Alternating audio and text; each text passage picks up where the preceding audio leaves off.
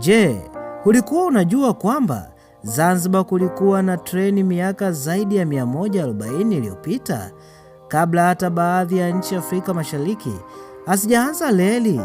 Mwaka 1879, Sultani Barghash bin Said alijenga reli ya kwanza Zanzibar kutoka Stone Town hadi Chukwani. Mwanzo mabehewa yake yalikuwa yakivutwa na nyumbu, lakini baadaye wakaagiza treni ya mvuke kutoka Uingereza.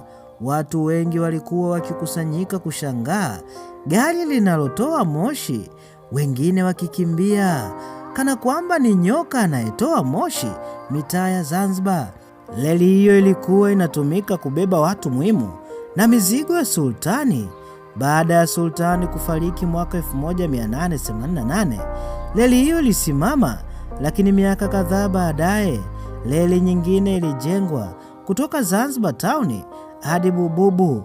Kadri magari na barabara zilivyoanza kuongezeka, treni za Zanzibar zikaanza kutoweka taratibu, na leo reli hiyo imebaki kuwa historia ambayo watu wengi hawaijui. Je, ungependa kuona treni zinarudi Zanzibar siku moja? Niambie hapo kwenye komenti.